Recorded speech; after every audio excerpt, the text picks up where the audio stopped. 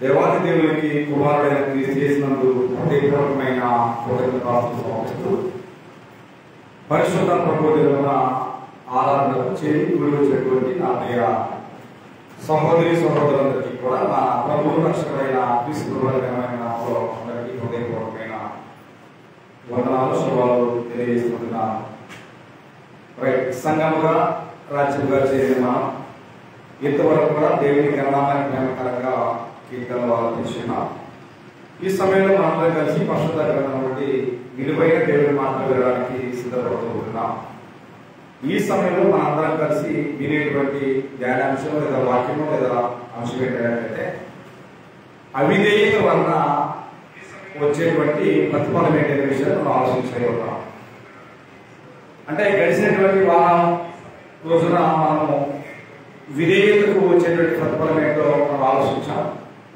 But ఈ సమయంలో మనందరం కలిసి అవిధేయత వలన వచ్చేటువంటి ప్రతిఫలం ఏంటనే విషయాన్ని మనం గమనం నుంచి ఆలోచన చేయగలుగుతాం. కాబట్టి ప్రపంచంలో లేదా లోకంలో అవిధేయత అనేది ఎక్కడ ఆవిర్భవించబడింది? అవిధేయతకు ఆవిర్భావం ఎక్కడ? అవిధేయతకు అంకురార్పణం ఎక్కడ జరిగింది? అవిధేయతకు ఆజ్యం ఎవరు పోసారు? ఎక్కడ పోసారు? అవిధేయత అనేది ఎలా లోకంలో ప్రవేశించింది అని మన గ్రంథాన్ని అడిగితే రోమీయులకు రాసిన పత్రిక 5వ అధ్యాయం 19వ వచనంలో ఏమైపోయిందంటే ఒకని అవిధేయత అనే మాట రాయబడింది. ఒకని అవిధేయత వలన లోకంలో ప్రజలు అనేకులు అవిధేయులుగా మార్చబడింది అనే మాట 5:9 రాయబడింది. వాస్తవానికి ఒకని అవిధేయత అనే మాట మనం చదువుతున్నామనంటే, ఒకని అవిధేయత అనే మాట మనం వింటున్నామనంటే ఆ ముద్ద ఎవరు? ఎవరా ముఖం? ఆదాము. ఆదాము అవిధేయత వలన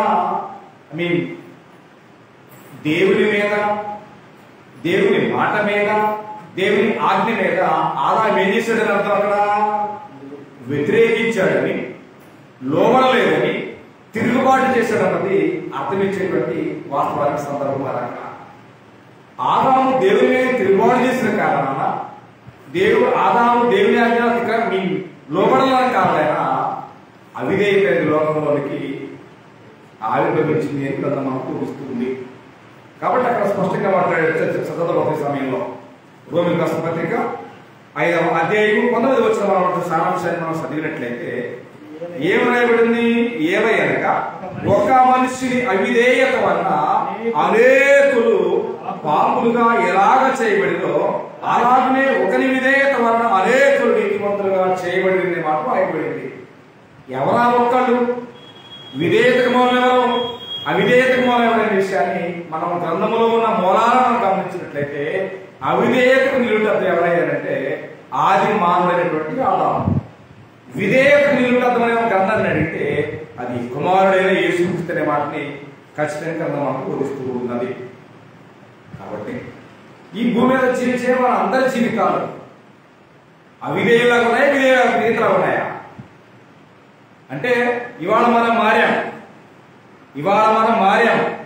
క్రైస్తవులుగా, విశ్వాసులుగా, బాప్తిసముద్రుడి పరిశుద్ధులుగా మనము అనేక రకాలుగా మనం తెచ్చబడుతున్నాం దేవుని వాక్యాన్ని అనుసరించి. కానీ మనము ఇప్పుడు విధేయులుగా ఉన్నామనంటే ఒక్కసారి వెనక్కి వెళ్ళి చూస్తే ఉన్నాం. మనము ఏమై ఉన్నామనంటే మునుపు అనే మాట రాయబడింది. మునుపు అంటే అర్థం ఏంటి? వెనకటికి ఇప్పుడు. మునుపు అంటే అర్థం ఏంటంటే దీనికి వెనకాలే విషయాన్ని గ్రంథం మనకు బోధిస్తుంది. అలాంటి సందర్భాన్ని అలాంటి ప్రస్తావనని పౌలు మాట్లాడుతున్నారు. తిమోతి తన పత్రిక రాస్తూ, తీతుకు పత్రిక 3వ అధ్యాయం 3వ వచనంలో వ్రాయబడుతున్న సత్యాన్ని మనం సమర్పించుకున్నాం. తీతుకు పత్రిక 3వ అధ్యాయం 3వ వచనం సారాంశాన్ని మనం గమనించినట్లయితే ఎందుకనగా మనము కూడా అన్నాడు. ఎందుకనగా మనము కూడా మునుపు అన్నాడు. మునుపు అంటే అర్థం ఏంటంటే ఒక వన్స్ అపాన్ ఏ టైం, ఒకానొకప్పుడు మనము కూడా అవివేకులము, అవిధేయులము, మోసపోయిన వారమును, నానా విధములైన దురాశలకును భోగములకును దాసు దాసులమై ఉండి దుష్టత్వమందున్నామనే మాట ప్రస్తావన చేసింది కదా. ఇక్కడ స్పష్టంగా మనం గ్రంథాన్ని గమనించినట్లయితే ఏం చెప్పబడిందంటే, ఏం చెప్పబడుతుందంటే మనము కూడా మునుపు అంటే ఇప్పుడు స్థితి విధేయత అవ్వచ్చు, ఇప్పుడు మనం విధేయులుగా ఉండొచ్చు, కానీ మనము ఈ విధేయత జీవితానికి వెనక ఏమన్నామంట, అవిధేయులమును అవివేకులమై ఉండి ఏం చేసామంట, మోసము అన్నాడు. మోసము అనే మనసు ఎక్కడిది? మోసం అనే పదం ఎక్కడి నుంచి వచ్చింది? ఎవరి మనసులో మాట మోసం అనేది? అపవాది మనసులో మాట. కాబట్టి ప్రకటన గ్రంథం 12వ అధ్యాయము 8-9 వచనంలో చెప్పబడినటువంటి మాట ఏంటంటే, కాగా సర్వలోకమును మోసపుచ్చు అపవాదనియు సర్పమనియు ఆది మహాఘట సర్పము భూమి మీద పడద్రోయబడిందని రాయబడింది. అంటే సాతాను యొక్క ఎజెండా ఏంటి? ఈ లోకంలో దేవుని యొక్క స్వరూపంలో దేవుని కోరికలో బ్రతుకుతున్న ప్రజలందరినీ ఏం చేయాలన్నా మోసపుచ్చాలన్నది అతని యొక్క మొట్టమొదటి ఎజెండా అనే విషయం మర్చిపోవాలి. మోసము అన్నాడు. కాబట్టి మనం మోసపోయిన వారము ఎవరి చేతిలో? అపవాది చేతిలో మనం మోసపోయిన వారమై ఉన్నాము. కాబట్టి ఆదాము కూడా ఆదాము చేతిలో మోసపోయాడు కాబట్టి అతనికి దేవుడు ఏ నామకరణం చేశాడంటే అవిధేయుడు అనేటువంటి నామకరణం చేయబడి. కాబట్టి మనకు కూడా అపవాది చేతిలో మోసపరచబడితే మనం కూడా ఏమవుతున్నామనంటే అవిధేయులమవుతున్నామనే సత్యాన్ని ఇక్కడ గ్రంథం మనకు బోధిస్తూ ఉంది. అవిధేయులమును మోసపోయిన వారము నానా విధములైన దురాశలకు భోగములకు అన్నాడు. అంటే దురాశలకి భోగాలకి ఈ లోకంలో ఒక మానవుడు అలవాటు పడితే క్రైస్తవ్యానికి లేదా దేవునికి చాలా దూరంగా ఉండే పరిస్థితి. అంటే లోకానికి దగ్గరగా దేవునికి దూరంగా బ్రతకడం వల్ల ఆ వ్యక్తి అవిధేయుడును అర్థమంత కాకుండా భూమి మీద ఉన్నటువంటి సకలమైన దురాశలు అన్నాడు. దురాశ అనే మాట సహజంగా మనకు కనబడవచ్చు. మానవ జీవితానికి ఆశ అనేది ఇట్స్ ఏ కామన్ థింగ్. ఆశ అనేది సహజమే, కానీ ఆశకి మించింది ఏదైనా ఉండవచ్చు, అది దురాశ అని చెప్పవచ్చు. కానీ యాకోబు భక్తుడు అన్నాడు, దురాశ గర్భము ధరించి పాపము పరిపక్వం అయితే వచ్చిందండి మరణము అని చెప్పుకొచ్చాడు. కాబట్టి ఇక్కడ ఉన్నాడు, భూలోకంలో ఉన్న మనము మన జీవితంలో దురాశల వలన భోగముల వలన అన్నాడు. అంటే దురాశ దేనికి మూలమైంది? దురాశ యొక్క ఐకాన్ ఏంటంటే అది మరణాన్ని చూపిస్తూ ఉంది. ఆదాము దేవుని అతిక్రమించాడు, అది ఏ రకమైన ఐకాన్ చూపిస్తుందంటే అది అవిధేయత అనేటువంటి విషయాన్ని జ్ఞాపకం చేసుకుంటున్నాను. దేవుని గ్రంథాన్ని మనం గమనించినప్పుడు గ్రంథం ఏ విధంగా అయితే మనం బోధిస్తూ ఉందో ఆ విషయంలో మనం ఖచ్చితమైనటువంటి క్లారిటీ కలిగి ఉండాలనేది దేవుని యొక్క ఆలోచన. దేవుని కాబట్టి మునుపు మనం అవివేకులం అన్నాడు. లోకములో అవివేకులుగా బ్రతుకుతున్న మనకి వివేకం ఎక్కడది? జ్ఞానం ఎక్కడది? అవివేకం ఎక్కడి నుంచి వచ్చింది? అవివేకం ఎవరిది? యేసు ప్రభువారు కూడా 12 మంది అపోస్తులు ఎంపిక చేసుకుని వారిని స్వార్థ నిమిత్తం లోకానికి పంపే సమయంలో కూడా అదే పాదం వాడారు. ఏమన్నారు? మీరు పాముల వలె వివేకంగా పావురముల వలె నిష్కాపాఠంగా ఉండాలని ప్రభు అపోస్తులకు హితబోధన చేసినటువంటి పరిస్థితులు ఉన్నాయి. కాబట్టి మనం ఏం చేయబడుతున్నామంటే ఇప్పుడు మనము అవివేకులమును అవిధేయులమై ఉండి సకలమైనటువంటి దురాశను భోగాలను ఎంపిక చేసుకుని మోసపరచబడిన వారమై మనము దేవునికి దూరంగా బ్రతుకుతున్నామనే సత్యాన్ని లేఖనాలు స్పష్టంగా మనతో మాట్లాడుకుంటున్నాయి దేవుని పిల్లలారా. కాబట్టి దీనికి అందరికీ కారణం ఎవరు? మనమందామా లేదా ఆదామందామా లేదా మనమందామా సాతానందామంటే ఇది కేవలము స్వయంకృత అపరాధమే. దానికి నిందించడానికి అపవాదనియు సాధారణమేయు ఇంకోటి మన సమాలక్ష్య మాట మనం ఎంపిక చేసుకున్నా దానికి కేవలం కారణం ఏమంట? అది వ్యక్తిగతమైందే. అది వ్యక్తిగతమైనది తప్ప దాని మీద ఎవరి మీద ఉండడానికి అసలు ఆస్కారం ఎంత నెంబర్ వేయడానికి ఈ భూమి మీద జీవించే ఏ మానవుడికి రైట్స్ లేవు. వాస్తవానికి ఆదాము చెప్పాడు, మొట్టమొదటి గుడ్డి సాగు చెప్పాడు. ఏమన్నాడు? ఆదామా ఇట్టి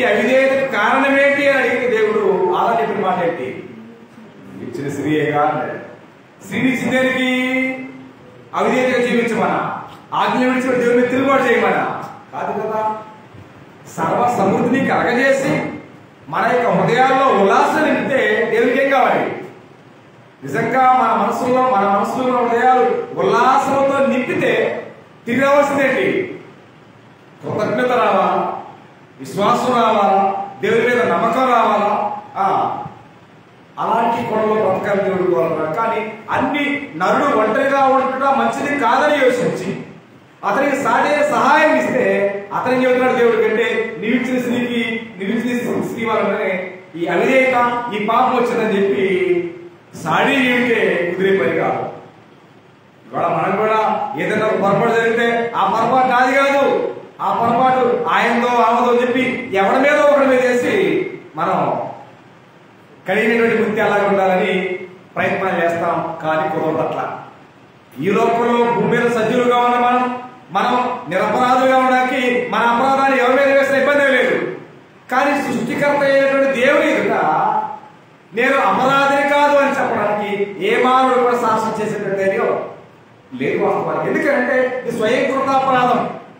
మనం చేసినట్టు ఆజ్ఞత గ్రహించే కారణాలు అవ్వచ్చు, అది దురాశ అవ్వచ్చు, నానా విధమైన భోగాలు అవ్వచ్చు, ఏదో ఒక శరీర సంబంధమైనటువంటి విషయాల్లో మనం దేవుని మాటను ఏం చేస్తామంటే అవాయిడ్ చేసి విడిచిపెట్టి మన సొంత ఇష్టాలకు అనుగుణంగా మనం పరిగెత్తుతున్నాం అనేది గ్రంథ బోధించే వాస్తవాలు. కానీ ఇవాళ దేవుని మాట ఎవరికి అవసరం? దేవుని మాట వినాలన్నా, దేవుని మాట ప్రకారం జీవించాలన్న ప్రజలకి చాలా కష్టంగా ఉంది. అంటే అర్థం ఏంటంటే కొండ ఎత్తుకొని మోస్తున్నట్టు ఉంది. అదే లోక సంబంధమైన అలవాటు చేయమని ఉన్నాయి.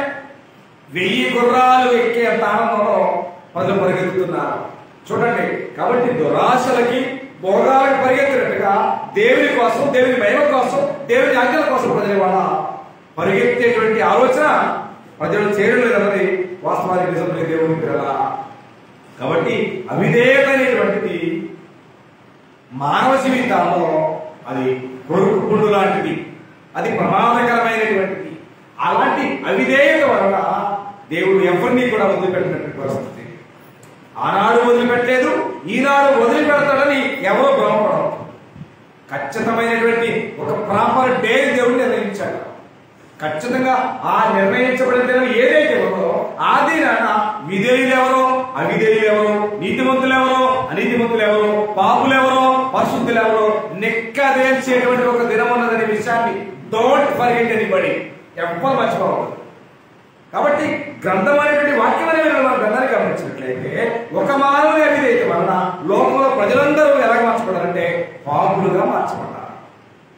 పాపులుగా మార్చబడినటువంటి మనం ఏం చేయలేదు, మన స్థితిని ఏం చేసుకోవాలా?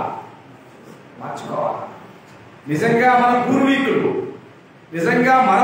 అంటే మన ముందు జీవించి మన ముందు నివసించినటువంటి పూర్వీకులు లేదా మన పితరులు వారు ఊరిలో ఉన్నారు. వారికి రేతులు కొనుక్కొని వేసుకునేంత స్తోమత కూడా లేని పరిస్థితి. వారు తాటాకు కప్పు వేసుకొని ఎర్రమట్టి తెచ్చి పేడ తెచ్చి అలుక్కునే పరిస్థితుల్లో వారు ఉన్నారు. మనం కూడా ఇవాళ మన పితరులు, మన పూర్వీకులు అలాగే ఉన్నారు కనుక మనకు కూడా తాటి ఇళ్ళు, ఎర్రమట్టి, పేడే సరకాలన్న ఆలోచన మనం ఉన్నామా?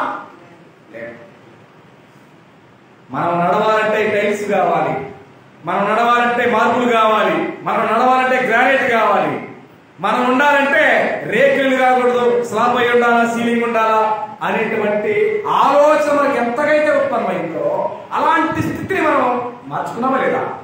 మన పూర్వీకుల స్థితిని, వారు పూరిళ్ళు, తాటాకు ఇళ్ళు, ఎర్రమట్టలుకుడు అనేటువంటి స్థితిని మనం వేసుకున్నాం. ఏది అలాగుండేది? అలాగుంటే మన కాళ్ళు ఎట్లా నడుస్తాయి?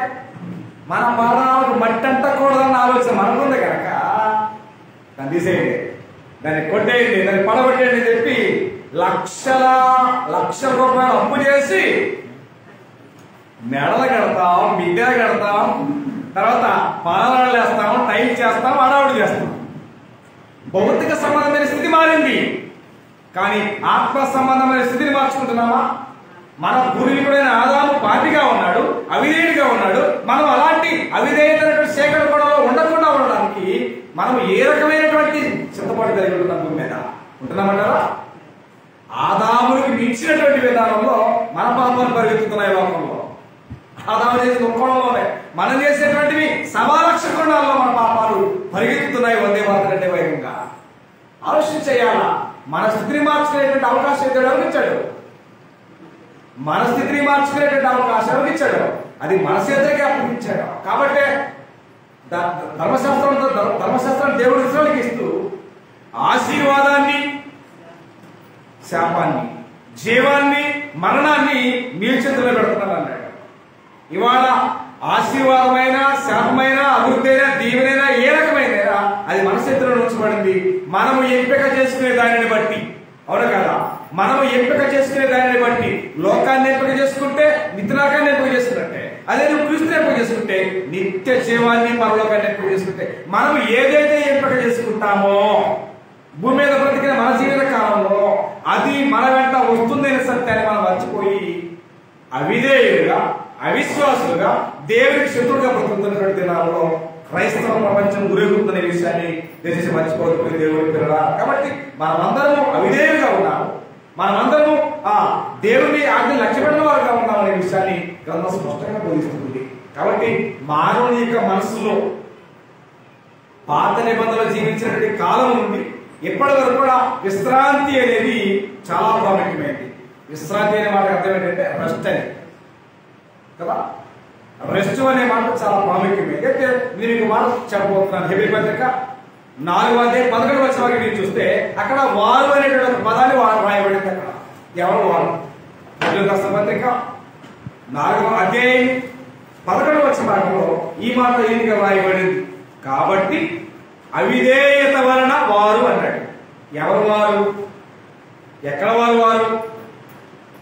వారు చైనీస్ అన్నామా, కెనడియన్స్ అన్నామా, లేదా ఇంకెవరైనా వారు అన్నామా? లేదు.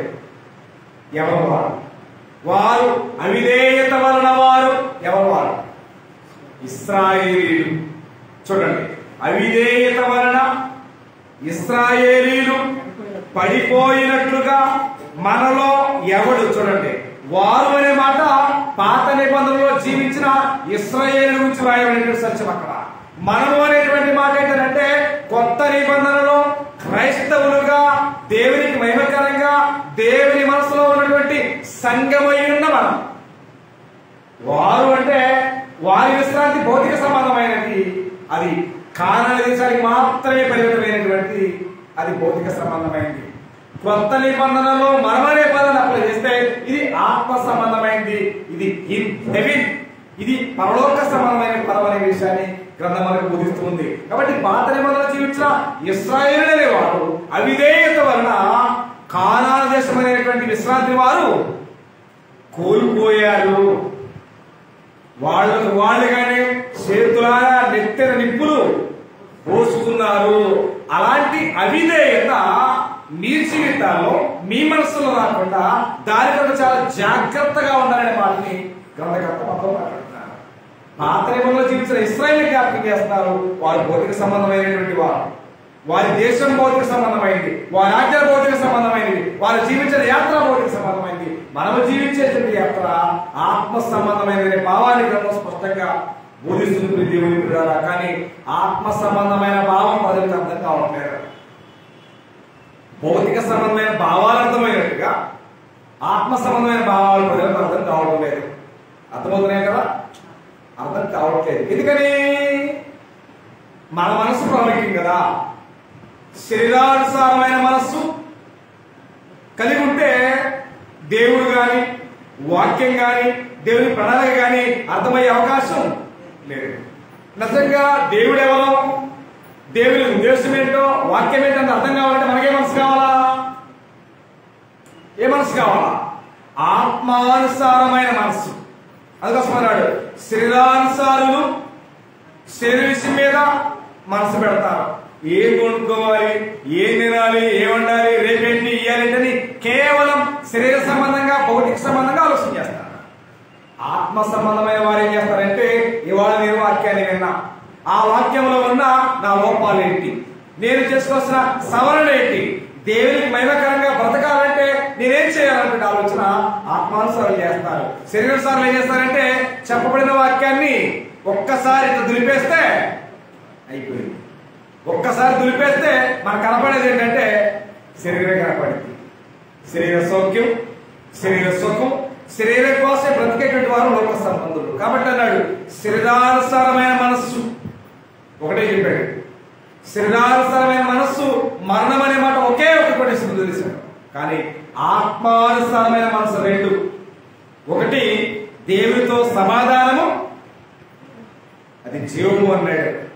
జీవమును సమాధానమైనదని చెప్పుకొచ్చాడు. కాబట్టి అవిధేయులుగా ఉన్న మనం దేవుడు మనకు అందించినటువంటి ఆయుష్ కాలంలోనే మనము దేవునితో ఏం చేయబడాలా?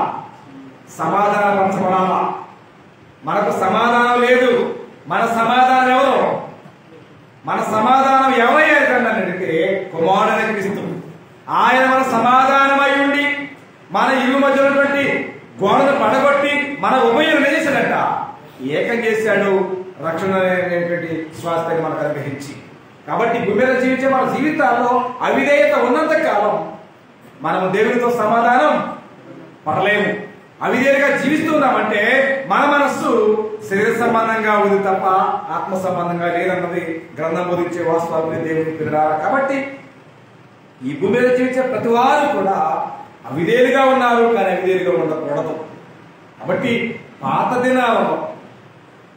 దినాలలో ఒక వ్యక్తి మీరు జ్ఞాపకం చేస్తా. ఆయన నీతిమంతుడు, నిందారహితుడు, తన తరములో దేవునితో నడిచినవాడు. ఏమైనా నీతిమంతుడు, నిందారహితుడు, దేవునితో నడిచినటువంటి వ్యక్తి ఎవరైనా గ్రంథంలో? నీతిమంతుడు, నిందారహితుడు, దేవునితో నడిచిన వాడు ఎగ్జాక్ట్ రైట్ నోవా. ఆయన ముందున్నటువంటి 3 ప్రత్యేకమైనటువంటి పనుల గురించి మీకు జ్ఞాపకం చేస్తా. ఈ లోకంలో ప్రతి తండ్రి పని ఏంటి చెప్పండి? ప్రతి తండ్రి పని ఏంటి? కుటుంబానికి అడ్మినిస్ట్రేషన్ తండ్రి కాబట్టి ఫాదర్ కనుక ఆయన ఏం చేస్తాడు? ఏమండి, ఉద్యోగం చేసి కష్టపడి పని చేసి ఆహారం తెచ్చి పిల్లలకి సమయానికి ముద్ద పెడితే సరిపోద్దా? ఏం చేయాలా? ముద్ద పెట్టడమే ప్రాముఖ్యం కాదు. వారికి లోక సంబంధంగా, దైవ సంబంధంగా క్రమశిక్షణతో కూడినటువంటి జీవితాన్ని నేర్పాలి. ఇదే బాధ్యత. అది తండ్రి బాధ్యత. తండ్రి పనిని తండ్రి మరిచిపోతే వారు ఏ పాఠాన్ని నేర్చుకోలేదు, కొత్త పాఠం నేర్చుకుంటారు. కాబట్టి ఇవాళ లోక సంబంధమైన కుటుంబాల్లో ఏం లేదంటే సాంప్రదాయబద్ధమైనటువంటి పిలుపులు కానీ మర్యాదలు కానీ అలాంటివి ఎక్కడ కనిపించిన పరిస్థితి. కానీ గ్రంథంలో ఒక వ్యక్తిని మీకు జ్ఞాపకం చేస్తాను. ఆయన అంటే అరుణోదయం లేచి ఏం చేసేవాడు? అరుణోదయం లేచి, తండ్రి అనేటువంటి పదానికి పరిపూర్ణ నిర్వచనం అక్కడ రాయబడింది. అరుణోదయం లేచి ఏం చేసేవాడంట?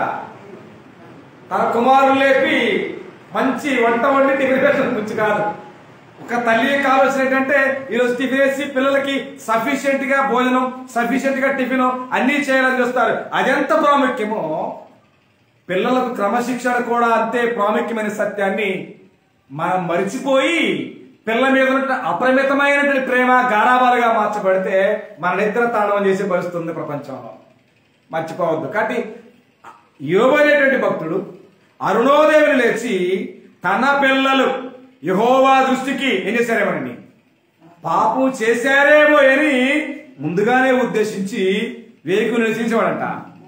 పిల్లలకు నేర్పించాడంట, పిల్లల కోసం. చూడండి, పాపం చేసిన వ్యక్తికి దేవుని ఉగ్రత ఉంటుంది, కోపం ఉంటుంది కనుక ఒకవేళ ఆ కోపం వల్ల నా కుమారులు నా కుమార్తె చనిపోతారేమోనని చేశాడు.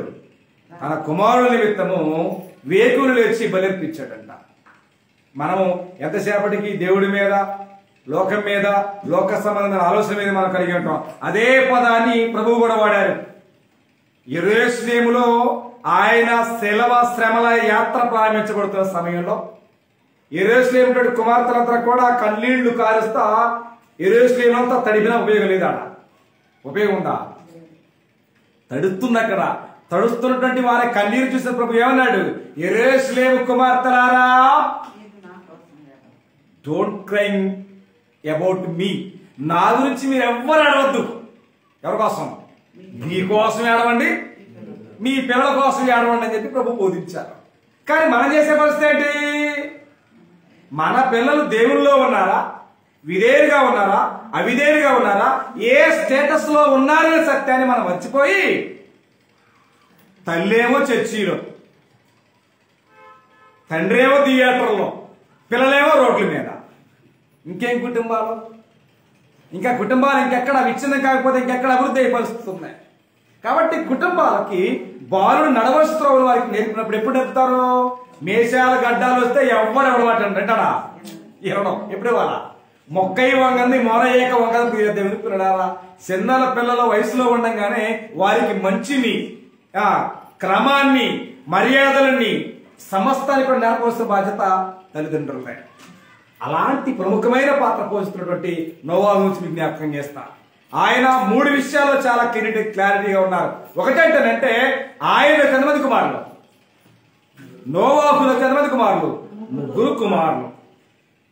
ఇవాళ ప్రపంచంలో మీరు చూస్తే నిజంగా స్పష్టంగా లోకాన్ని గమనిస్తే, నేను చెప్పే మాట కాదు, ఒక్కసారి మీరు గమనిస్తే తండ్రికి శత్రువులయ్యా ఎవరయ్యా అని చెప్పండి. తండ్రికి శత్రువులు ఎవరయ్యా అని అడిగితే లోకంలో ఉన్నోళ్ళు కాదు, కుమారుల శత్రువులు. ఇవాళ ఉంది.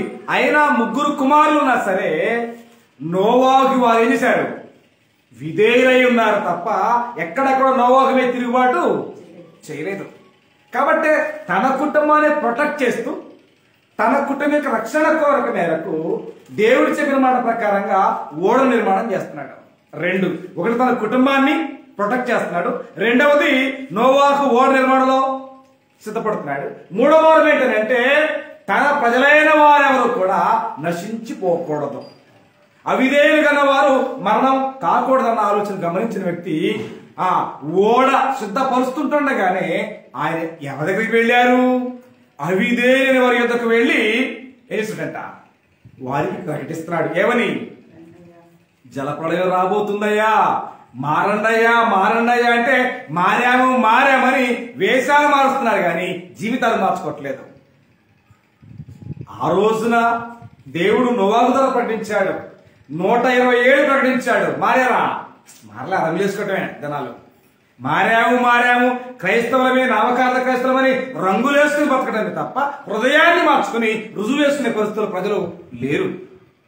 జలప్రళయం వస్తుందని చెప్పాడు. అంటే అప్పటిదాకా వారు నమ్మకపోవడం కారణం ఏంటంటే అప్పటిదాకా భూమి మీదే లేదు, వర్షం లేదు. మరి వర్షం లేకపోతే కయ్యూను వ్యవసాయం చేశాడుగా. ఒక్క ప్రశ్న, వర్షం లేదని చెప్పింది గ్రంథం, మరి కయ్యూను వ్యవసాయం చేశాడు కదా. కయ్యూను వ్యవసాయం చేశాడు, హేబేలు గొర్రెల కాపరిగా ఉన్నాడు. మరి కయ్యూను ఎట్లా వ్యవసాయం చేశాడు అంటే మంచు చేత ఆ రోజున పంటలు పండాయి. వర్షం అప్పటిదాకా వారు చూడలేదు, వారు వెళ్ళలేదు. నోవాహు చెప్పే మాట వింతగా ఉంటుంది. కాబట్టి నోవాహు చెప్పిన మాట ఆ రోజుల్లో ఎంత వింతగా ఉందో ఈ రోజు మనం చెప్పే మాట, బైబిల్లో ఉన్న ఒకే ఒక సగం క్రీస్తవం అని చెప్పే మాట కూడా ఆ ప్రజలకి వింతగానే ఉంటుంది. నోవాహు మాట వింత అయింది, నిజమైనదే కాలేదా? అబ్బాయి జలప్రళయం రాబోతుందయ్యా, మారండి ఓడలో చేరండి అని చెబితే ఆ రోజు ఎవ్వడు లెక్క చేయలే. చేశారా? లెక్క చేయలే. దేవుని మాట లెక్క చేసిన వ్యక్తి, దేవుని మాటకు లోబడిన వ్యక్తి గొప్పగా దీవించబడతాడు, హెచ్చించబడతాడు. దేవుని మాటకు లోబడినటువంటి వ్యక్తులని తొక్కితే ఏడకే పాతాళానికి జ్ఞాపకం చేస్తాడు ఈ గ్రంథంలో. కాబట్టి ఆ నోవాహు ఓడ కడుతూనే 120 సంవత్సరాలు సువార్త ప్రకటించాడు. ఎంత శ్రమ! ఒక పక్క కుటుంబము, రెండో పక్క పని, మూడో పక్క సువార్త.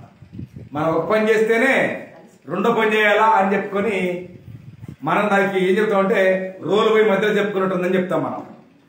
కానీ నోవాహు 3 విధాలుగా పనిచేస్తూ కూడా ఆయన ఎక్కడ కూడా ఇసుక చెందలేదు. ఎక్కడ? ఆదికాండం 6వ అధ్యాయం జరిగిన సందర్భాన్ని పరిశుద్ధాత్మ ఎక్కడ పరిశీలించారు మనకు తెలుసా? పేతురు ద్వారా జ్ఞాపకం చేస్తుంది. పేతురు రాసిన మొదటి పత్రిక 3వ అధ్యాయం 19వ వచనంలో ఈ మాట వ్రాయబడింది. పేతురు రాసిన మొదటి పత్రిక 3వ అధ్యాయము 19-20 వచనాలు.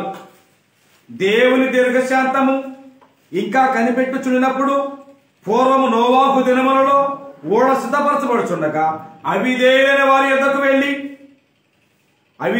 యొద్దకు అనగా శరలో ఉన్న ఆత్మల యొద్దకు ఆయన ఆత్మరూపిగానే వెళ్ళి వారికి ప్రకటించాడు. ఏమని? జలప్రళయం రాబోతుంది, మారండి, మారు మనసు పొందండి, మీ జీవితాలను మార్చుకోనండి, దేవుడు చెప్పిన మాట ప్రకారంగా ఓడలో ప్రవేశించండి అని చెప్పిన మాట ఎవ్వడల్లా. వినిన నోవాహు ఏమయ్యాడు? వినిన ప్రజలు ఏమయ్యాడు? చెప్పండి ఒక మాట. వినిన నోవాహు ఏమయ్యాడు? ఎక్కడున్నాడు? ఎత్తైన ఆరారత్ పర్వతం మీద ఎత్తైన స్థలం నిలబెట్టాడు దేవుడు. ఎవరిని? విధేయుడుగా ఉన్న నోవాహుని, నోవాహు కుటుంబాన్ని ఎక్కడో ఎత్తైన కొండ మీద నిలబెట్టాడు. దేవుని మాట అంటే లక్ష్య పెట్టని అవిధేయ జనాంగాన్ని ఎక్కడ పెట్టాడు? భూమి కిందకు తొక్కేశాడు, సజీవ సమాధి చేయించాడు. దేవుని మాట విన్నామా? వినాలన్నాడు జనం, వెళ్ళలేదు. వినని వారికి దేవుడు ఉత్తరవాది కాదు. దేవుడు ముందుగానే ప్రకటిస్తాడు. ప్రకటించిన మాట వింటావా, దీవించబడతావా, వినకపోతావా, నష్టపోయేది మనమే. దేవుడు దానికి ఉత్తరవాది కాకుండా ఉండడానికే దేవుడు దాసుల ద్వారా, వాక్యం ద్వారా మనతో మాట్లాడి మనల్ని ఖచ్చితంగా ఏం చేస్తా ఉంటాడంటే మార్చుకోండి అని చెప్పి అవకాశాన్ని ఇస్తాడు. కానీ వాడు మనకి దిద్దుబాటు అంటే అసహ్యం. మన ఇష్టానుసారంగా బ్రతకడం మనకు ఇష్టమే, కానీ దేవుని చిత్త ప్రకారంగా బ్రతకాలంటే అసహ్యం కదా. అసహ్యంగా ఉన్న మనం ఎంత ప్రార్థన చేసినా ఉపయోగం ఉందా? వాక్య ప్రకారంగా మార్చుకున్నప్పుడు మాత్రమే మన జీవితం ద్వారా దేవునికి మహిమ కలిగేటువంటి గొప్ప అవకాశాలు మనం కల్పిస్తున్నట్టు తప్ప నటిస్తే మన ద్వారా దేవునికి మహిమ కలిగేటువంటి ఛాన్స్ లేదనే విషయాన్ని గ్రంథం మనకు బోధిస్తూ ఉంది. కాబట్టి నోవాహు అంత బాధ్యతగా వెళ్ళి వారికి ప్రకటిస్తే ఎవ్వరు ఆయన మాట లక్ష్య పెట్టాల, ఎవ్వరు ఆయన మాట వెళ్ళా. నువ్వు పిచ్చోడు అన్నారా, గేయం చేశారా, గోల్ చేశారా, అవమానం చేశారా, అపాసం చేశారంటే ఆ పదాన్ని వర్ణించలేమి వాళ్ళ. కానీ ఏమైంది? దేవుడు చెప్పిన ఏ మాట నిరర్థకము కాదు. ఎందుకంటే ఆయన అబద్ధం ఆడడానికి నాట్ హ్యూమన్, ఆయన మానవుడు కాదు. పశ్చాత్తాపడటానికి ఆయన నరపుత్రుడు కాదు. ఆయన మాట ఇచ్చి స్థాపించకుండా అనే మాట సంఖ్యాకం రాయబడింది. కాబట్టి ఆయన మాట సత్యానికి, నీతికి, నిజాయితీకి నిలుపుతుంది. కాబట్టి ఆయన మాట మార్చడం ఎవడి తరం కాదు కూడా వాస్తవానికి. కాబట్టి గ్రంథమైనటువంటి వాక్యం వెలుగులో నోవాహు 120 సంవత్సరాలు ప్రకటించారు. మారలా. రక్షించబడిన ఎంతమంది? విధేయులైన 8 మంది. నోవాహు భార్య, నోవాహు 3 కుమారుడు, 3 కోడళ్ళు. అది కుటుంబం. ఇవాళ కుటుంబాలు ఎట్లున్నాయి? ఇవాళ కుటుంబాలు ఏడున్నాయి? అత్తంటే కోడలకు పడదు, కోడలంటే అత్తకు పడదు, కొడుకులంటే కొడుకులు పడదు. ఎక్కడ ఎవడవాడే ఏమైనా తీరైపోతుంది పరిస్థితి. అంటే అర్థం ఏంటంటే స్వార్థం పెరిగిపోయింది, ఈర్ష్య పెరిగిపోయింది, దురాశ పెరిగిపోయింది. కుటుంబాలకి ఏం దాపరిచ్చింది? ఎన్నో రకాలుగా కుటుంబాలు దౌష్ట్యంలో, నాశనంలో ఉన్నాయి తప్ప కుటుంబాలు ఐక్యతగా, సమాధానంగా, స్నేహంగా ఉన్నాయంటే మళ్ళీ అందరూ చెప్పుకోవడానికి అందరికి పేదరికి వెళ్ళి వెళ్ళి. కానీ మనసుల్లో అంతంత కుట్రాలు పెట్టుకుని, అంతంత ఈర్షి పెట్టుకుని, అంతంత ద్వేషం పెట్టుకుని మనం ఎంతమంది ఏ రకంగా ప్రార్థన చేస్తే ఉపయోగం చెప్పండి? ఉందా? ఉపయోగం లేదు కదా. అంటే అర్థం ఏంటంటే మారామని వేషాలు అనుకుంటే కుదరతో. ఏం మారాలా? మన మనస్సు మారాలా, మన ఆలోచన మారాలా, మన ఉద్దేశం మారాలా, మన చూపు మారాలా, మనం మాట్లాడే మాట తీరు మారాలా. అలాంటి మార్పు దేవుడు చూస్తాడు తప్ప ఏదో ప్రార్థన పెడుతున్నామని చెప్పి ఇంటి ముందు యేసుక్రీస్తు బొమ్మ వేసుకొని, బొళ్ళ మీద శివ బొమ్మలు వేసుకొని, మెడలో దండలు వేసుకుంటే అది మారినట్టేం కాదు. అది భ్రమలో బ్రతుకుతున్న క్రైస్తవమైన విషయాన్ని ప్రపంచం ఏనాడు ఆదమర్చిన దేవుని పిల్లలారా గ్రంథ ప్రకారం మీరు చూసినట్లయితే. కాబట్టి ఈ భూమి మీద ప్రజలందరూ కూడా అవిధేయులు అవుతున్నారంటే దానికి కారణం ఏంటంటే వాక్యం అనే సత్యాన్ని ఈనాడు ప్రజలు విస్మరించారు. వాక్యాన్ని అధిపేతులు మాట్లాడాడు. వారందరూ కూడా వాక్యములకు అవిధేయులై తొట్టుల్లుతున్నారు అన్నాడు. ఇవాళ వాక్యం అనే మాట ఎంతమందికి అర్థమవుతుందా? ఒక సందర్భాన్ని జ్ఞాపకం చేస్తా. యోహాను సువార్త 2వ అధ్యాయంలో కానాను పెళ్లి విందుకి యేసు ప్రభువు వారు వెళ్ళారు. యేసు ప్రభుతో పాటు అపోస్తులు వెళ్ళారు. యేసుక్రీస్తు అపోస్తులతో పాటు మరొకరు వెళ్ళారు. మరొక విఐపీలో ఎవరు వెళ్ళారు? యేసుక్రీస్తు తల్లి అయిన మరియ వెళ్ళారు అక్కడికి. Okay, well and good. ద్రాక్షారసం అయిపోయిందా? ద్రాక్షారసం అయిపోయింది. ద్రాక్షారసం అయిపోయిన వెంటనే అక్కడ అడవుడు చేస్తున్న ఎవరు? ఎవరు చేస్తున్నారు అడవుడి? మరియమ్మ గారు అడవుడి చేస్తుంది. మరియమ్మ గారు తీసుకుపోయి ఏమన్నాడు? అమ్మా నీకేం పని అన్నాడు. అక్కడ ఖచ్చితంగా ప్రశ్న మార్పు రాయబడింది. అమ్మా నీకేం పని అన్నాడు. అంటే అర్థమేంటి? నన్నా బిజినెస్ అనే కదా, నీకు సంబంధం లేని పని నువ్వు మాట్లాడొద్దు అన్నాడు. అప్పుడు ఆ మాట వినేటువంటి మరియా తల్లి ఏమనింది? ఆయన్ని అపోస్తులు చెప్పింది, ఆయన చెప్పింది చెయ్యండి అన్నారు. అపోస్తులు కానీ మనం కానీ మన ముందున్న వారు కానీ మన తర్వాత రాబోతున్న తరాలు కానీ ఎవరు చెప్పింది చేయాలా? ఆయన చెప్పింది చెయ్యాలి అన్నది వాక్యం. అది మరి ఆయన చెప్పిన మాట ప్రకారంగా మన క్రైస్తవ జీవితాలు ఉన్నాయా? ఆయన చెప్పినట్టుగానే వాక్యం ఉంది, అందరి దగ్గర ఒకే రకమైన బైబిల్ ఉంది, కానీ ఆ వాక్య ప్రకారంగా మాత్రం ఏం లేదు. మన భక్తి విధానం, దేవుడు కోరుకున్న భక్తి జీవితం, ప్రార్థన జీవితం లేదు. బైబిల్ ఒక రకంగా, మనం మోసే బైబిల్ ఒక రకంగా, మనం చేసే భక్తి ఒకలాగా. సింక్ అయితే అవుతుందా? చెప్పండి. ఇవాళ మనం సింక్ అవ్వకుండా పని చేస్తామా? చెప్పండి. సింక్ అవ్వకుండా మనం ఏ పని చేస్తామా? తినే భోజనాలు రోజు ప్రతి ఏ కూర వాడినా ఖచ్చితంగా కూరను తిరిగిన తర్వాత పెరుగన్నం తింటాం. ఖచ్చితంగా ఇది మ్యాండేటరీ కదా. మరి చేపల కూర తిన్న రోజు మరి పెరుగన్నం తిన్నారు. అది అర్థమైందిగా. చేపల కూర తినేటువంటి వ్యక్తులు వెంటనే పెరుగన్నం తినకూడదని అర్థమైంది. సింక్ అవ్వట్లేదు. కానీ ఇక్కడ మన జీవితానికి వచ్చేసరికి బైబిల్ ఒక రకంగా, మన జీవితం ఒకలాగుంటే ఇక్కడ సింక్ అవ్వట్లేదు. అర్థమవుతుందా? అర్థం కావట్లేదు. కారణం ఏంటంటే కొరింథీయులకు రాసిన 2వ పత్రిక 4వ అధ్యాయం 4వ వచనంలో ఈ యుగ సంబంధమైన దేవత గ్రంథములో ఉన్న దేవుని చిత్తం, గ్రంథములో ఉన్న దేవుని మాటలు ప్రజలకు అర్థం కాకుండా అవిధేయులైన వారి మనోనేత్రానికి సాతానుడు గుడ్డితనం అనేటువంటి కాలతోటి పెట్టేశాడు. ఏం కనపడితేగా నిజంగా చాలా మంది పెద్ద వయసుకు వచ్చిన తర్వాత ఆ శుక్రలా ఆపరేషన్ చేయించుకుంటారు. శుక్రలా ఆపరేషన్ చేసుకున్న వాళ్ళకి నల్లకళతో పెడితే ఎవరిదమైంది? ఎవరిని చూసినా నల్లగానే ఉంటుంది. ఎవరిని చూసినా వాళ్ళు ఏ కలర్ తీసుకున్నా, ఆకాశం చూసినా, భూమిని చూసినా, చెట్టును చూసినా అది నల్లగానే కనపడే తప్ప దాని కలర్ మాత్రం కనపడతాం. అలాంటి నేచర్, అలాంటి పద్ధతిని కలిగించడానికి సాతానుడు ఈ యుగ సంబంధమైన దేవత వారి మనోనేత్రాలకి ఏం చేశాడట? ఒక్కసారి చదవబోతున్నాను. 2వ కొరింథీ పత్రిక 4వ అధ్యాయం 4వ వచన భాగాన్ని.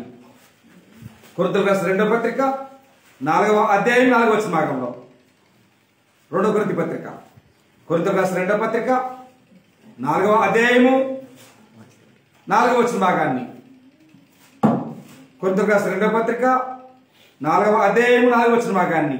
దేవుని స్వరూపి అయి ఉన్న క్రీస్తు మహిమ కనపరచు సువార్త ప్రకాశము వారికి ప్రకాశింపబడినట్లు ఈ యుగ సంబంధమైన దేవత, చూడండి, అవిశ్వాసులైన వారి మనోనేత్రాలకి గుడ్డితనాన్ని కలగజేశాను. ఇక కలగజేసిన కారణాన బైబిల్ ఏంటో, బైబిల్లో ఉందేంటో, బైబిల్లో చెప్పే దేవుడు ఎవరో, ప్రార్థన ఎవరు చేయాలో, ఆరాధన ఎవరు చేయాలో, ఆరాధన ఎక్కడ చేయాలన్నది ఇక మ్యాండేట్ కాదు. ప్రాంతానికి వెళ్ళొచ్చాగా అన్ని ఒకటేగా. అదే నల్లకళ్ళతోటి పెడితే ప్రపంచమంతా ఒకే నల్ల కనపడినట్టు అన్ని ఒకటేగా అంటే అవదొకటి. నీ కలర్ వేరు, నా కలర్ వేరు, ఏ సెంటర్ చూసినా కలర్ వేరుగా ఉంటాయి తప్ప అన్ని ఒకలాగా ఉండవు. కానీ వాళ్ళ భ్రమలో బ్రతుకుతున్న క్రైస్తవులు కోట్ల మంది ఉన్నారు. దానికి వాళ్ళే ఉత్తరవాదులు. గ్రంథం అయితే స్పష్టంగా బోధిస్తుంది. మీరు ఎక్కడ ఉండాలో, మీరు ఎవరికి అర్థం చేయాలో, ఎవరికి ప్రార్థన చేయాలో, ఎలా నడవాలో, ఎలా నడవకూడదో ప్రతి సంగతిని కూడా దేవుడు విస్తృతంగా లేఖను రాసి పెట్టాడు. కానీ అది ప్రజలకు ఎవరికి అర్థం కావట్లేదు. అది అర్థం కాదన్న వాస్తవాన్ని గమనించండి. అయితే ఎక్కడో ఉన్నటువంటి ఒక స్త్రీ, ఏ స్త్రీ గొప్పగా చెప్పుకునే వ్యక్తి ఏం కాదు. ఎవరా స్త్రీ? ఎవరామె? ఆమె నేచర్ ఏంటి? ఆమె గురించి చెప్పాలని చెప్పాలా?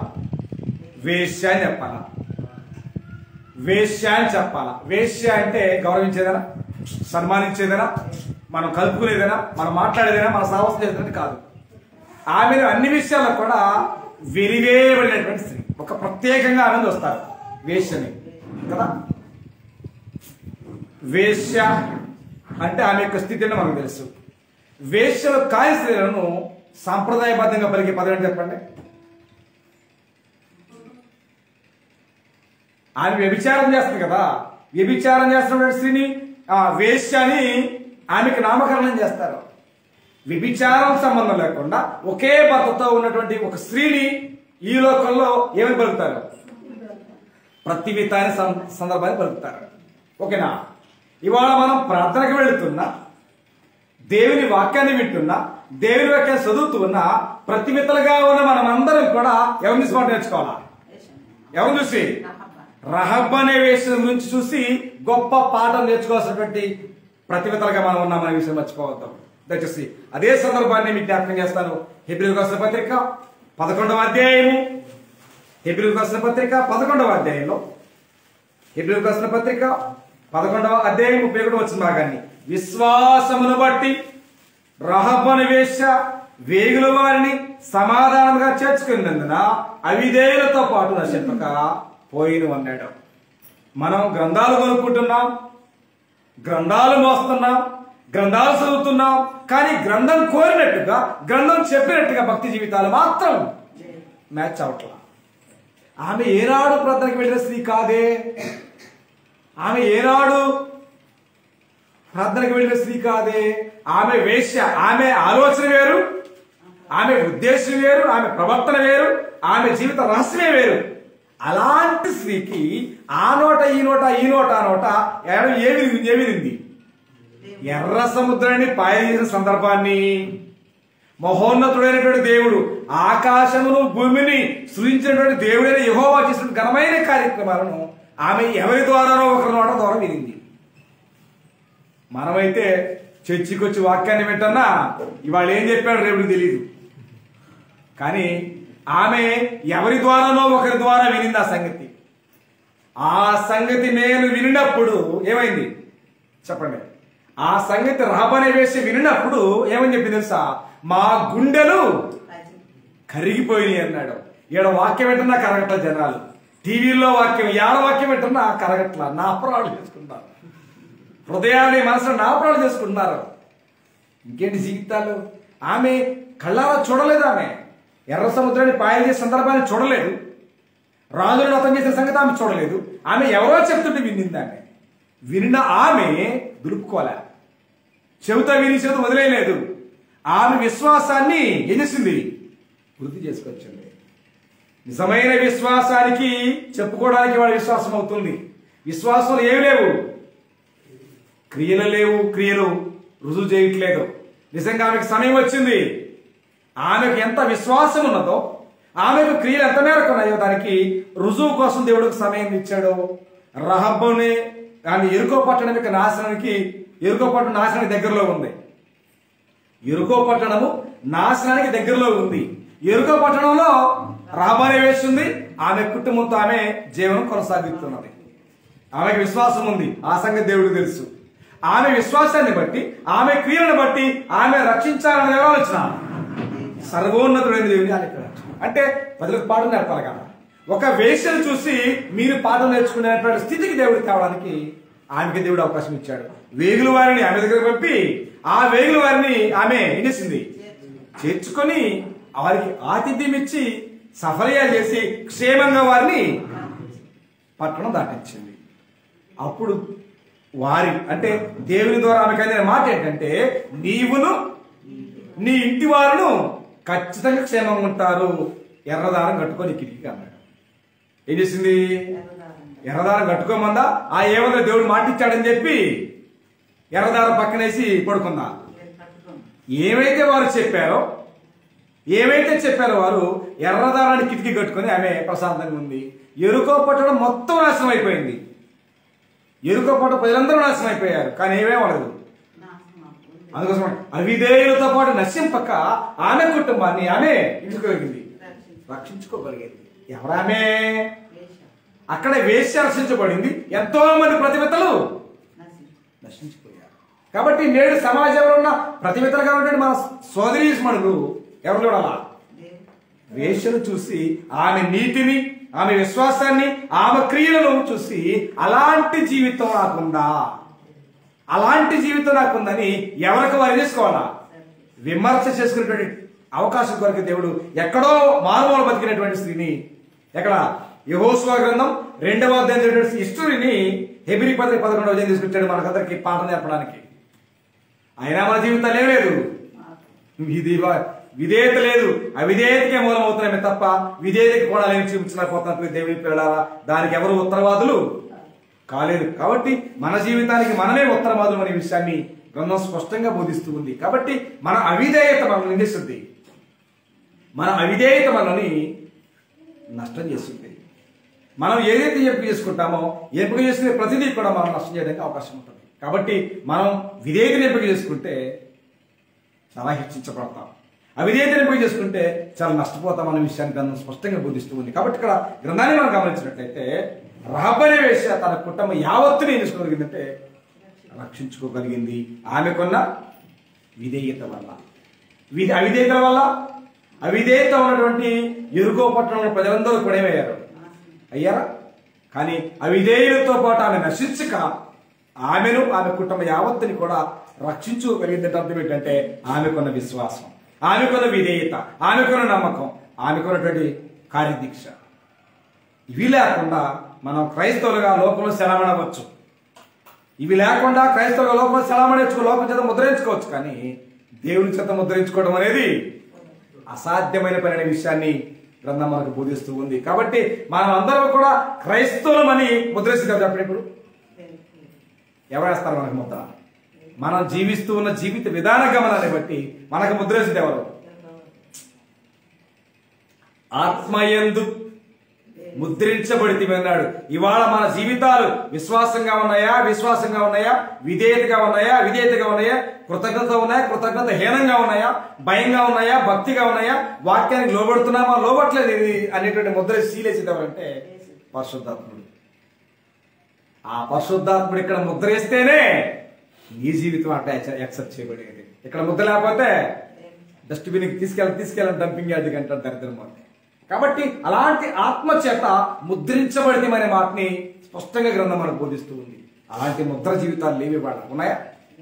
ఏదో మన స్టాంపులు వేసుకుంటే మేము కూడా క్రైస్తవులమే, ఇప్పుడు మా తాతలు వాళ్ళ తాతలు అనే ముద్ర మనం వేసుకోవడమే తప్ప ఇవాళ మనందరి జీవితాలకు ఆదరణకర్త పరిశుద్ధాత్మ ముద్ర మన జీవితాలకు లేదా.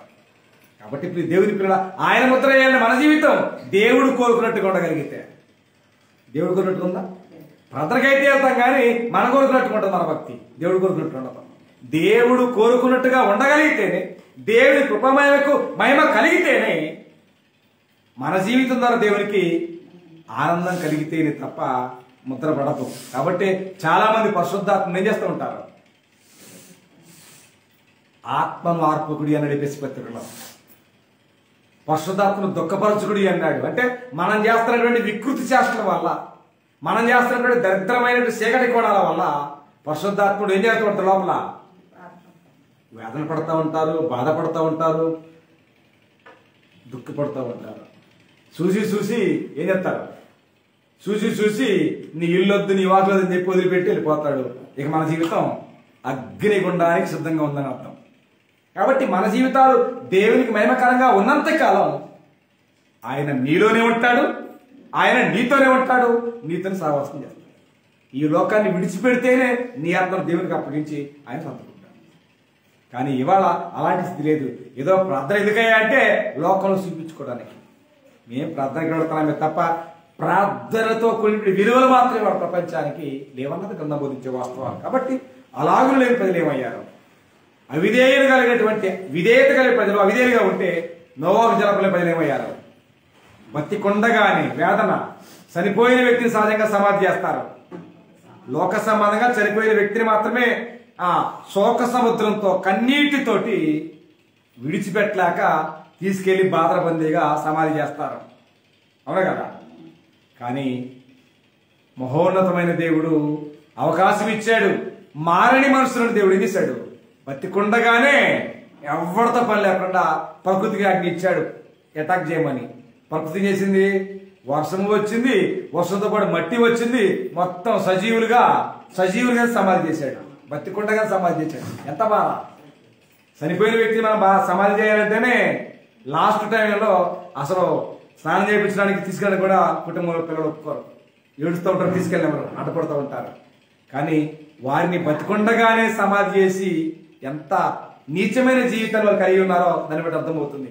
తర్వాత ఎవరంటే సొదొమ గొమొర్రా ప్రజలు, పట్టణాల ప్రజలు ఏం చేశారు? దేవుని చిత్తానికి వ్యతిరేకంగా జీవిస్తూ ఉన్న కారణాన వారు బతికొండగానే వారి మీద ఏమొచ్చింది? అగ్నిగంధకాలు కురిపిస్తే చరిత్ర చెప్పే సత్యం ఏంటంటే ఇప్పటికీ కూడా సొదొమ గొమొర్రా పట్టణాల ప్రాంతంలో ఇప్పటికి కూడా గడ్డి గరి కూడా మరవలేదంటే ఇప్పటికి కూడా చరిత్ర సాక్ష్యాలు మరవలేదు. అంటే దేవుని ఉగ్రత, దేవుని రౌద్రం అనేది అంత భయంకరంగా ఉంటుందనే సత్యాన్ని లేఖనం ద్వారా మన ముందు చూపిస్తున్నాయి. అయినా మనం మార్చుకోవాలి. పాత నిబంధనలో ఉన్నటువంటి విధి విధానాలను చూసి మనం భయంగా భక్తిగా బ్రతుకుతామని దేవుడు చేస్తున్నాడు. కానీ ఎడకాడ దులుపుకునే పరిస్థితులు మనం ఉంటాం. ఎందుకంటే తెలుసుకున్న కాడ నుంచి లోపడాలా, భయపడాలా, చెప్పింది చేయాలి. అదే తెలుసుకోకుండా పైపైన తిరిగితే ఏదేం చేయొచ్చు. కాబట్టి బాధ్యత ఉన్నవాడు ఏం చేయడం?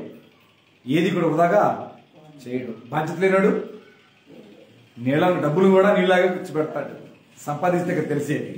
కాబట్టి ఇవాళ అలాంటి బాధ్యత మానవ జీవితానికి దేవుని పట్ల, దేవుని ఉద్దేశం పట్ల, దేవుని చిత్తం పట్ల లేదన్నది కన్నా బోధించే వాస్తవాలు ఏమైనా సొదొమ పట్టణాలు అగ్నిగంధకాలు కురిపిస్తే మొత్తం నాశనం అయిపోయింది. ఇశ్రాయేలు అని చెప్పాను మీకు, వారి విశ్రాంతిలో ప్రవేశించలేదని చెప్పాడు. ఎక్కడ? దేవుడు వారికి వాగ్దానం చేసినటువంటి వాగ్దానం దేశం కాంగ్రెస్ వారు చాలా కారణం ఏంటి? వారి అవిధేయత, వారి దుష్టత్వం, వారి దురాశ. ఎంతసేపటికి దేహానికి ఏం వండాలా, ఏం తినాలా, ఎలా తెల్లారిద్ది అనే విషయాలు తప్ప దేవుడు ఉన్నాడు, దేవుడు అద్భుతం చేశాడు, ఎర్ర సముద్రాన్ని పాయలు చేశాడు, పగలు ఎండ దెబ్బ తగలకుండా మేఘస్తంభాన్ని, రాత్రి ప్రయాణం చేయడానికి, సల్లబడ ప్రయాణం చేయడానికి అగ్నిస్తంభాన్ని ఏర్పాటు చేశాడన్న కృతజ్ఞత కూడా లేని జనులు. ఎవరికంటే ఈయన రహబ్ అనే వేశ్య కంటే కూడా హీనులు. వారు మాట చెప్పాలంటే ఆమె వినింది కానీ వాడు కళ్ళారు చూశారు, కానీ అంత విశ్వాసం వారికి లేదు. కాబట్టి ఆయా సందర్భాలను బట్టి చాలా సార్లు ప్రస్తావన చేయబడింది. మత్తయి సువార్త 9వ అధ్యాయంలో కూడా ఒక శతాధిపతిని చూసి ఆయన కూడా అన్నాడు యేసుప్రభువారు, ఇశ్రాయేలీయులలో నేను ఎవరికైనాను ఇంత విశ్వాసం ఉన్నట్టు నేను చూడలేదన్నాడు. ఎవరి గురించి చెప్పాడు? అక్కడ ఇశ్రాయేలు గురించి చెప్పాడు. ఇశ్రాయేలు చూశాడు, లేదు అక్కడ ఏమి లేదు, విశ్వాసం లేదు, క్రియలు లేవు, ఏమి లేదు, ఏదో నామాత్రంగా బ్రతుకుతున్నారు తప్ప ఉపయోగం లేదు. తర్వాత అవిధేయత వలన ఒక రాజు రాజరికాన్ని కోల్పోయాడు. ఎవరైనా అవిధేయత వలన దేవుడు చెప్పిన మాటని, దేవుడు చెప్పిన ఆజ్ఞను లక్ష్య పెట్టని కారణాన ఒక వ్యక్తి దేవుడు సింహాసనం దించేశాడు. ఎవరైనా రాజు అయినటువంటి సౌలు. అమాలేకీయుల దేవుడు నాశనం చేయమని చెప్పాడు, అది శపితమైన దేశం అని చెప్పాడు, ఆ దేశంలో ఉన్న అన్ని కూడా శపితమని చెప్పాడు. కానీ ఈయన మనసు ఏం చేసింది? ఆ కొవిని ఉండే పట్టుకొచ్చి ప్రవక్త అయిన సమూయేలు దగ్గర తీసుకొచ్చి ఏమన్నాడు? ప్రవక్త అయిన సమూయేలు ఏంటి నువ్వు చేసిన పని అని అడిగితే ఏమన్నాడు? నీ దేవుడికి అంటున్నాడు. చూసారా కళ్ళు ఎక్కడికి ఎక్కాయో? ఎక్కడ 12 గోత్రం చాలా అల్పమైన గోత్రం, బెన్యామీను గోత్రం లాస్ట్ గోత్రం. అలాంటి అల్పమైన గోత్రాన్ని తీసుకొచ్చి రాజరికం చేపిస్తే ఆయన మాట తెలుసా? నీ దేవుడు అంట. నీ దేవుడు అనే మాట మాట్లాడంటే చూడండి ఎలాంటి ఆలోచన వచ్చిందో, ఎలాంటి అహంకారం వచ్చిందో అతని. అలాంటి వ్యక్తిని నీవు రాజుగా ఉండకుండా దేవుడు తిరస్కరించాడు, దిగమని చెప్పాడు, దింపేశాడు. నిజంగా ఆయన దగ్గర దుష్టత్వానికి చోట్లేదు.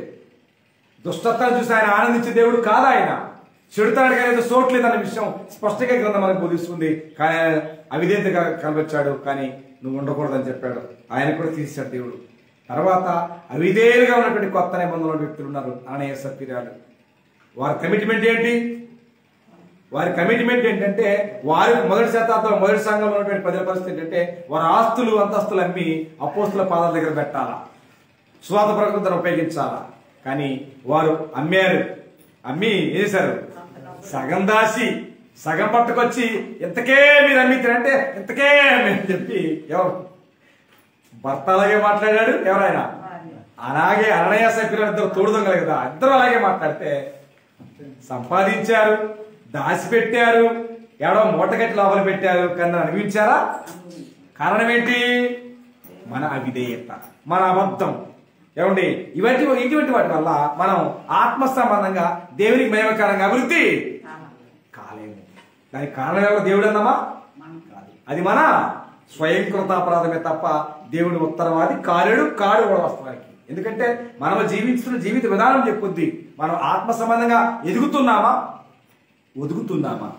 ఎదుగుతున్నామా, దిగజారిపోతున్నామా అనేది మనం జీవిస్తున్న ఆత్మ సంబంధమైనటువంటి స్థితి మనం చెప్తా ఉంటది. కానీ మనం ఆలోచన చేయంగా గుడ్డ దిశలో పడ్డట్టే కదా. గుడ్డ దిశలో పడితే గడ్డి తెలియదు, పంట తెలియదు, మొత్తం తొక్కడమే తప్ప మరొకటి తెలియదు. కాబట్టి ఇవాళ భక్తి జీవితం కూడా గుడ్డ దిశలో పడ్డట్టుగా ఉంది. ఇవాళ భక్తి జీవితం అనేది ఎద్దుకు మొద్దు పెట్టేట్టు తప్ప ఒక విలువ, ఒక విధానం అనేటువంటిది ఖచ్చితంగా ఒక ప్రాపర్ వేని ప్రజలు ఎవరో ఆలోచన చేయడం లేదు. వాక్య ప్రకారంగా మన మనసు నచ్చింది మనం చేయడం కదా ప్రాముఖ్యం.